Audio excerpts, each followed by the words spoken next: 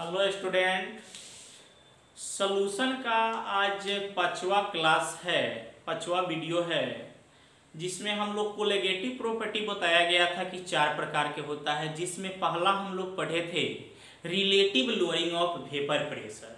उसमें थोड़ा सा Raoult's law of partial pressure बच गया है, जो चारों कोलिगेटिव पढ़ाने के बाद में उसको बता दिया जाएगा। आज कोलिगेटिव प्रॉपर्टी का दूसरा पॉइंट हम लोग पढ़ेंगे, जिसका नाम है एलिवेशन ऑफ बॉइलिंग पॉइंट, या इसको लोग बोलता है एलिवेशन इन बॉइलिंग पॉइंट। तो हम लोग आज पढ़ेंगे एलिवेशन ऑफ बॉइलिंग पॉइंट। तो सबसे पहले इसमें हम लोगों को पढ़ना है कि बॉइलिंग पॉइंट क्या होता है, बॉइलिंग पॉइंट किसे कहते हैं। पहले तो हम इसका हिंदी जान जाएंगे कि इसका हिंदी होता है क्वथनांक का उन्नयन। इसका हिंदी होता है क्वथनांक का उन्नयन। तो इसमें सबसे पहले हम लोग पढ़ेंगे बॉइलिंग पॉइंट क्या है। सबसे पहले हम लोगों को पढ़ना है कि बॉइलिंग पॉइंट, बॉइलिंग पॉइंट को शॉर्ट में बीपी हम लोग लिखेंगे, बी से बॉइलिंग और पी से पॉइंट। बॉइलिंग पॉइंट को हिंदी में क्वथनांक कहते हैं।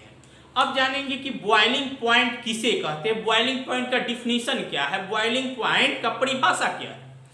कोई भी आप लिक्विड लीजिए, लिक्विड में जैसे वाटर हो गया, आपका मिल्क हो गया, बेंजीन हो गया, अल्कोहल, कोई भी लिक्विड लीजिए। कोई भी लिक्विड जिस टेम्परेचर पे बॉयल होना स्टार्ट करता है, उबलना स्टार्ट करता है, उसी टेम्परेचर को बॉइलिंग पॉइंट कहा जाता है। जिस टेम्परेचर पर कोई भी लिक्विड उबलना स्टार्ट करता है, उसी टेम्परेचर को हम लोग बॉइलिंग पॉइंट कहते हैं। एक परिभाषा इसका और लोग देते हैं कि देखिए, एक परिभाषा और लोग देते हैं कि किसी भी लिक्विड का वेपर प्रेशर, किसी भी लिक्विड का vapour pressure external vapour pressure के यदि इक्वल हो जाता है तो वही उसका क्या होता है, बॉइलिंग पॉइंट कहलाता है। तो एक लाइन के भी हम लोग परिभाषा याद रख सकते हैं कि किसी भी लिक्विड का vapour pressure external vapour pressure के यदि इक्वल हो जाता है तो उसे हम लोग कहते हैं बॉइलिंग पॉइंट। या दूसरे शब्द में कह सकते हैं कि कोई भी लिक्विड जिस टेम्परेचर पे उबलना स्टार्ट करता है उसे हम लोग बॉइलिंग पॉइंट कहते हैं। चेक करने का एक और तरीका है, जैसे हमको वाटर का चेक करना है या मिल्क का चेक करना है या किसी भी लिक्विड का चेक करना है, तो उसको हम क्या करेंगे, गर्म करेंगे। जब उबालना स्टार्ट हो जाएगा तो उसका टेम्परेचर नापेंगे, जितना उसका टेम्परेचर रहेगा वही उसका बॉइलिंग पॉइंट होगा। तब इसका हम परिभाषा लिख रहे हैं, आप कॉपी में नोट करते चलेंगे। बॉइलिंग पॉइंट का डिफिनीशन लिखा गया है, temperature at which vapour pressure of a liquid is equal to the external pressure is called boiling point. कहा गया है कि किसी भी लिक्विड का vapour pressure external vapour pressure के यदि इक्वल हो जाता है, बराबर हो जाता है, तो उसे बॉइलिंग पॉइंट कहते हैं। हम लोग फिगर बनाकर देखें हैं। मान लिए हैं कि यहाँ का एक्सटर्नल प्रेशर 1 atm। आपको एक जानकारी दे दी, जिस पृथ्वी पे हम लोग रहते हैं उस पृथ्वी का एक्सटर्नल प्रेशर लगभग 1 atm होता है। कितना माना गया है, 1 atm। ऐसे होता है 1.013 atm, लेकिन उसको लोग 1 atm मानता है। तो 1 atm होता है, तो यहाँ हम एक्सटर्नल प्रेशर 1 atm मान लिए हैं। ये वेपर प्रेशर है और ये टेम्परेचर है। तो ये कोई हम लिक्विड एक ले लिए हैं, यह लिक्विड है जिसका vapour pressure external vapour pressure के बराबर हो गया है, इसीलिए इसको हम लोग बॉइलिंग पॉइंट कहेंगे। इस फिगर से कोई ज्यादा लेना देना है नहीं, आपको इच्छा है तो बनाइए या छोड़ दिए। आप डिफिनीशन जरूर याद रखेंगे, डिफिनीशन पूछा जाता है, फिगर ऐसे ही बना दिए हैं। आप डिफिनीशन याद रखेंगे कि temperature at which vapour pressure of a liquid is equal to the external pressure is called boiling point.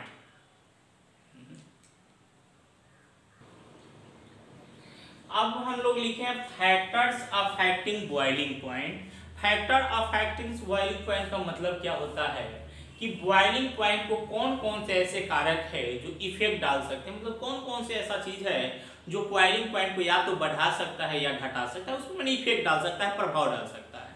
तो ये ध्यान से आप पढ़ेंगे, बहुत ही इंपॉर्टेंट है। ये बोर्ड एग्जाम में बार बार पूछा जाता है सवाल, इसलिए ध्यान से पढ़ेंगे। इसमें सबसे पहला हम लोग लिखे हैं effect of external pressure. Effect माने होता है प्रभाव, एक्सटर्नल प्रेशर का मतलब हो गया बाहरी दाब, मतलब जो हमारे आसपास के जो वायुमंडल के जो प्रेशर होता है, दाब होता है, उसे एक्सटर्नल प्रेशर कहते हैं। तो इफेक्ट ऑफ एक्सटर्नल प्रेशर मतलब बाहरी दाब का प्रभाव। अब हम लोग जानेंगे इसको कैसे समझेंगे।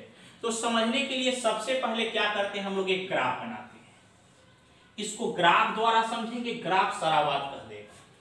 यहां हम लोग ले रहे हैं, ये है हमारा वेपर प्रेशर, ये क्या है, वेपर प्रेशर, ये है हमारा वेपर प्रेशर,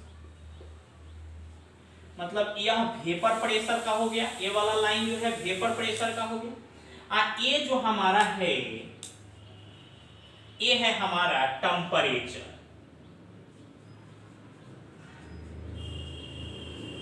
ये है हमारा टेम्परेचर। अब हम लोग क्या करते हैं कि यहां पे थोड़ा ध्यान से आप देखेंगे, मान लेते हैं यहां का एक्सटर्नल प्रेशर एक एटीएम है, इसके ऊपर का एक्सटर्नल प्रेशर 1.5 एटीएम है, और इससे और थोड़ा हम लोग नीचे यदि देखते हैं तो इसका एक्सटर्नल प्रेशर 0.5 एटीएम है। इसको थोड़ा और नीचे कर लेते हैं, एक समान रूप से लगे।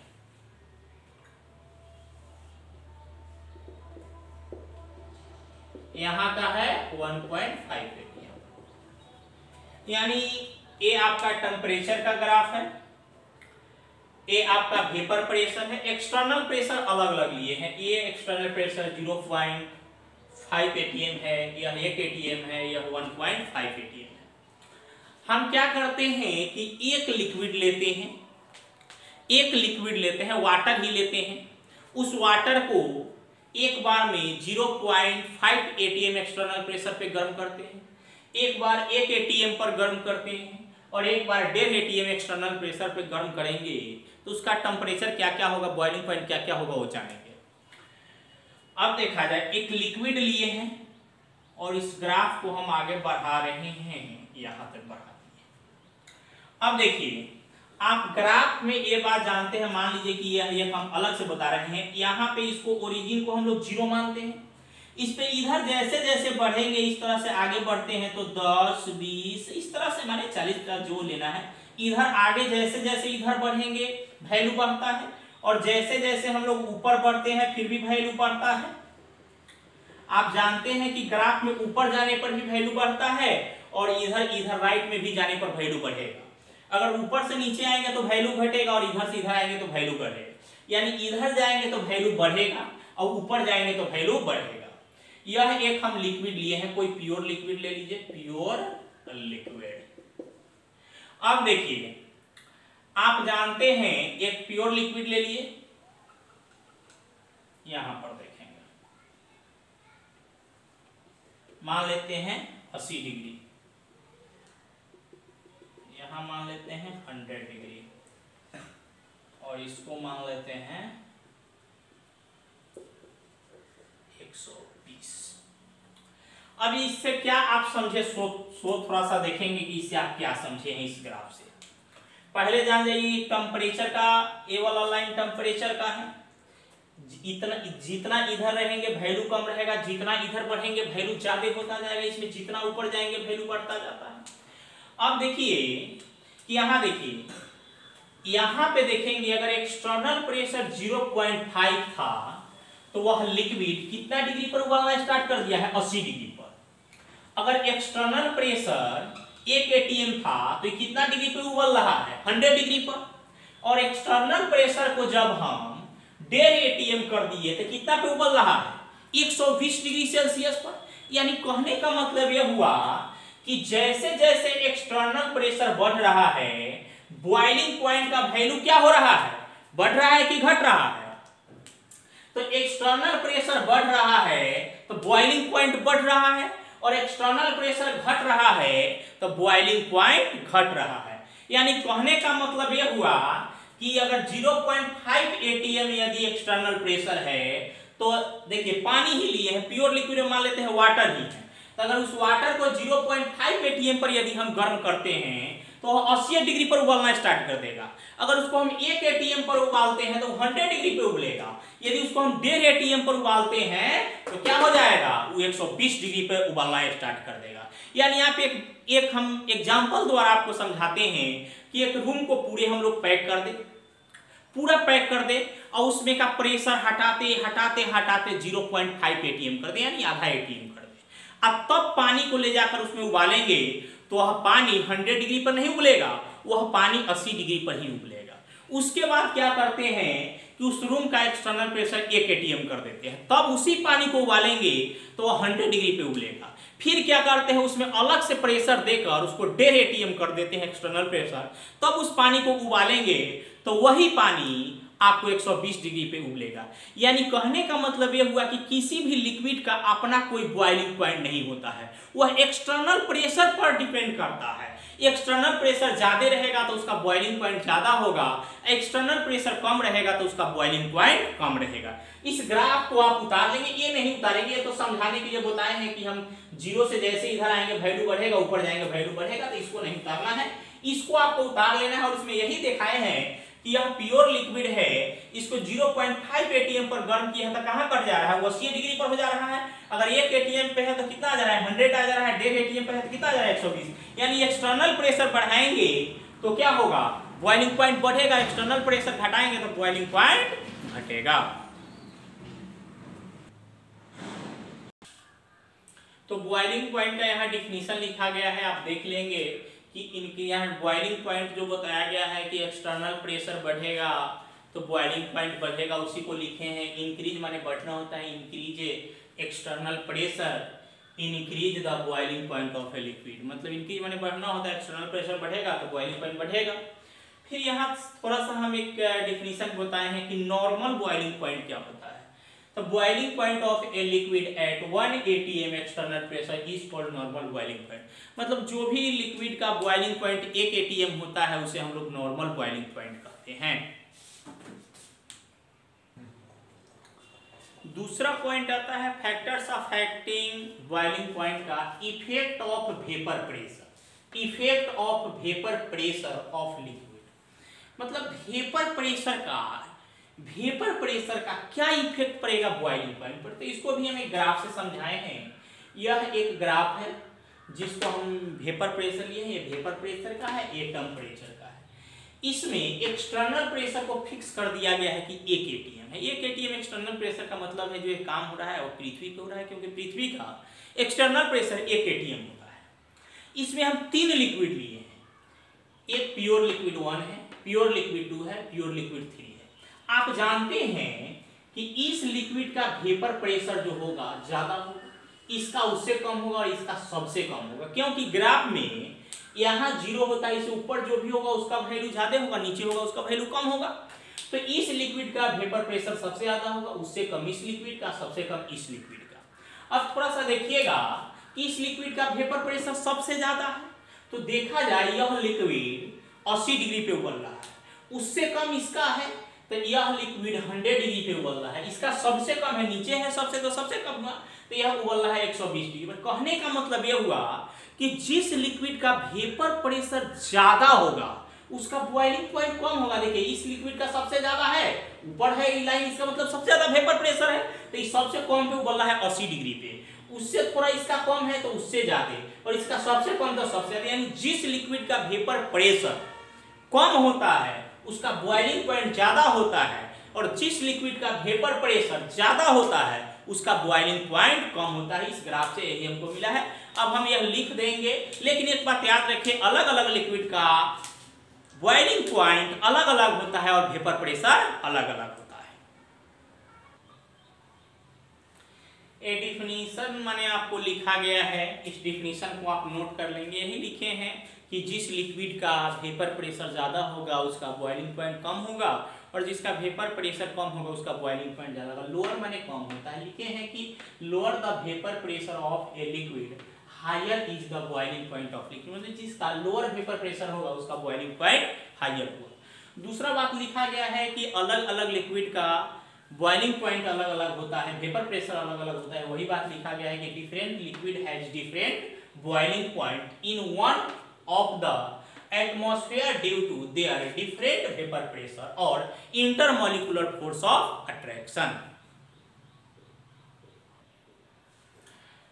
तीसरा पॉइंट है फैक्टर्स अफेक्टिंग बॉइलिंग पॉइंट का effect of addition of non volatile solute. यदि किसी प्योर लिक्विड में, प्योर लिक्विड का मतलब pure water, pure benzene, pure दूध, मतलब किसी में प्योर लिक्विड में जब हम नॉन वोलेटाइल सॉल्यूट डालेंगे, जब हम नॉन वोलेटाइल सॉल्यूट डालेंगे तो बॉइलिंग पॉइंट पर क्या इफेक्ट पड़ेगा, बॉइलिंग पॉइंट बढ़ेगा या घटेगा।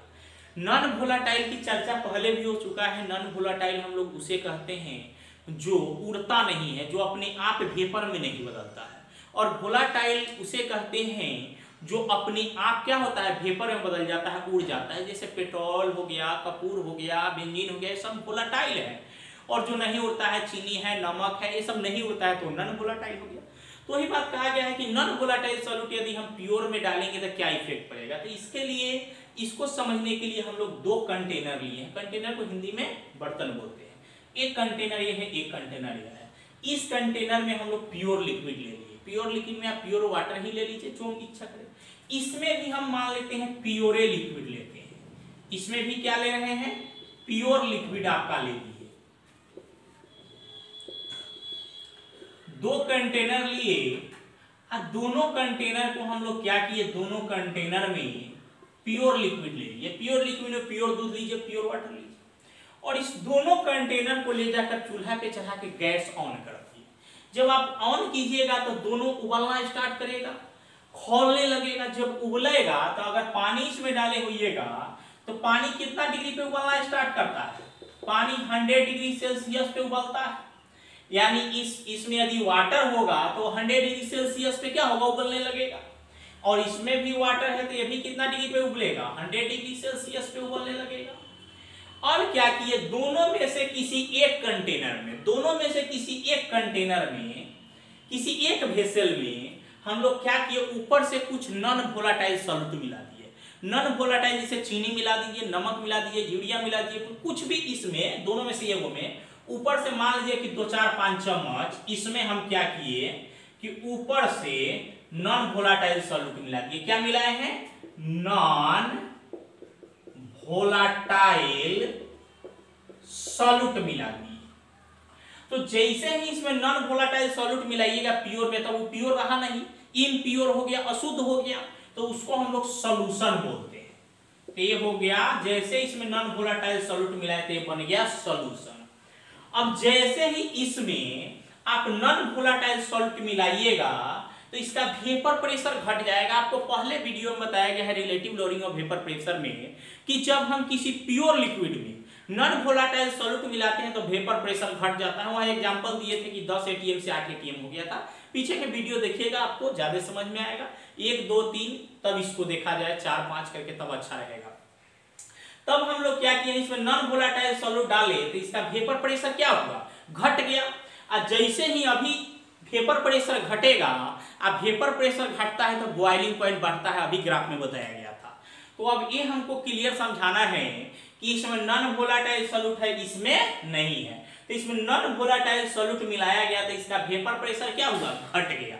इसका वेपर प्रेशर क्या हुआ, घट गया। अब वेपर प्रेशर घटता है तो बॉइलिंग पॉइंट बढ़ जाता है, यानी इसका बॉइलिंग पॉइंट ऑफ 100 से अधिक हो जाएगा और इसका बॉइलिंग पॉइंट 100 ही रहेगा। यानी जब हम प्योर लिक्विड में नॉन वोलेटाइल सॉल्यूट मिलाते हैं तो उसका बॉइलिंग पॉइंट क्या होता है, बढ़ जाता है, लेकिन वेपर प्रेशर घट जाता है। यानी कहने का मतलब यह हुआ, इसको शॉर्ट में बॉइलिंग पॉइंट को इस तरह से लिखते हैं, boiling point of pure liquid, boiling point of pure liquid कम होगा किससे, बॉइलिंग पॉइंट ऑफ सॉल्यूशन से।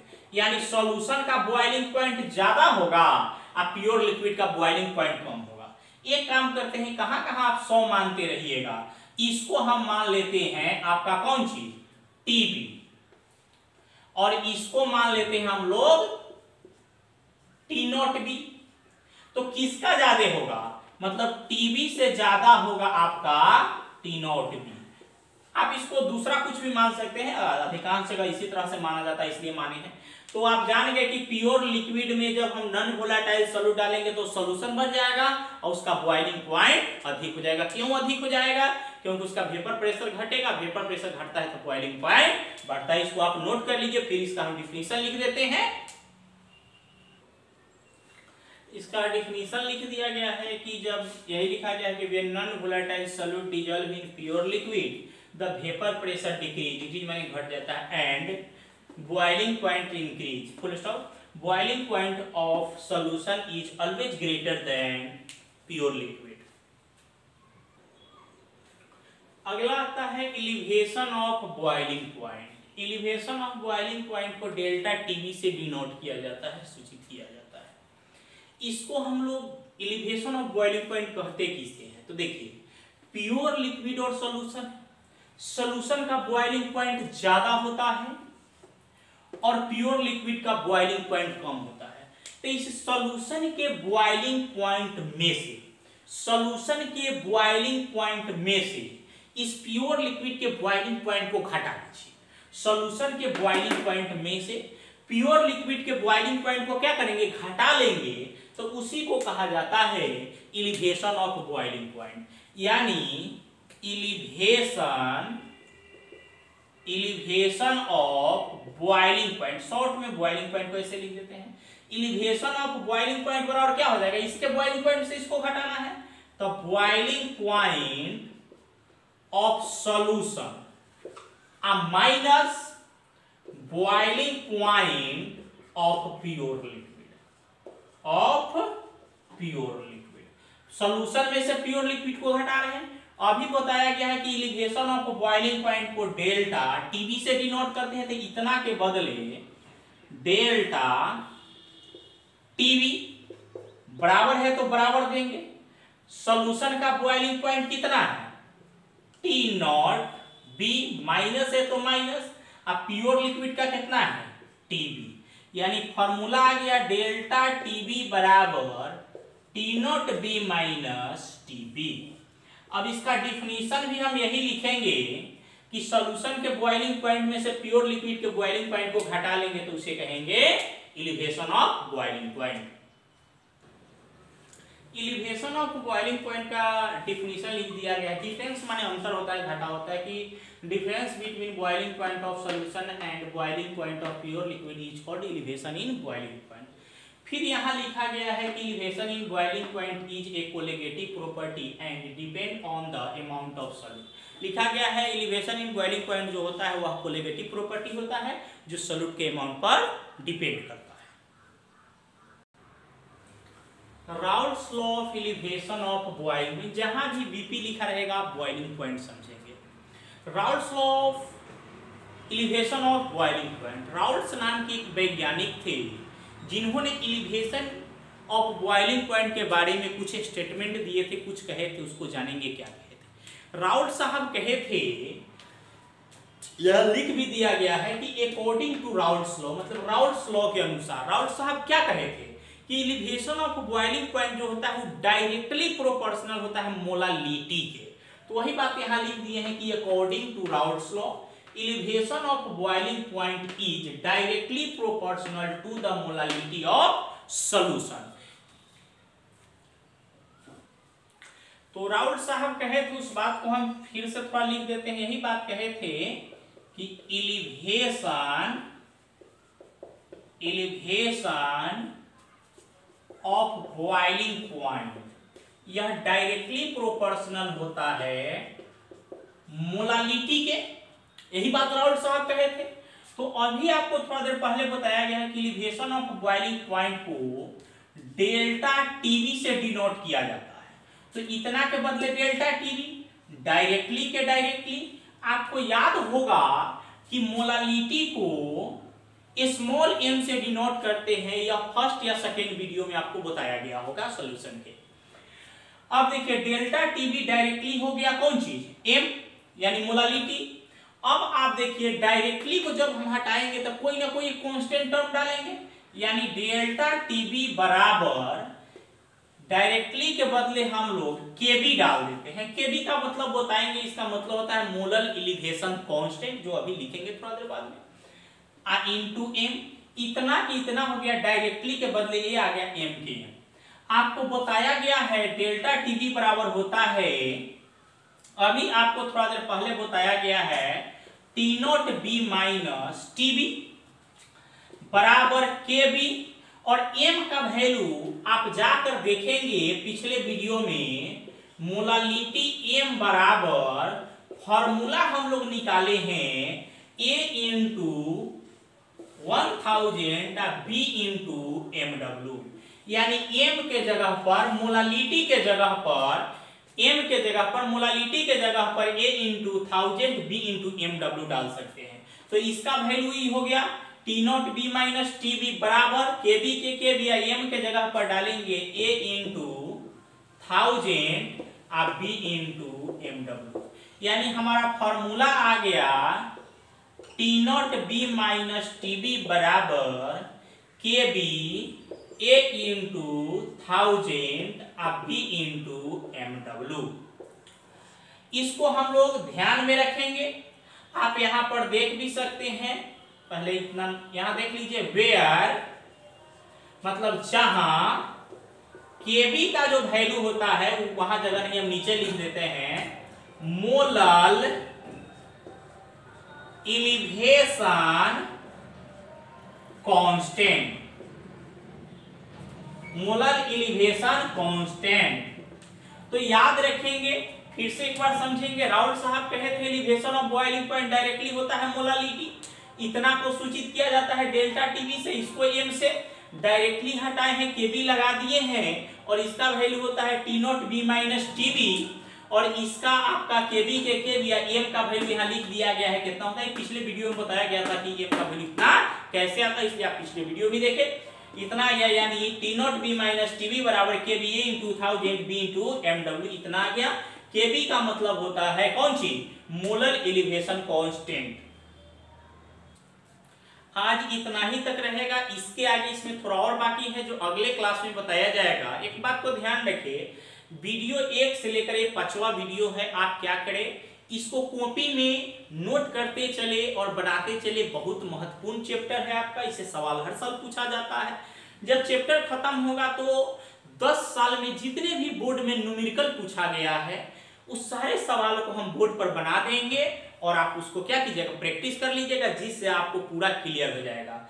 आप इस सभी को कॉपी में नोट्स बनाते चले, फिर हम लोग अगले क्लास में मिलेंगे।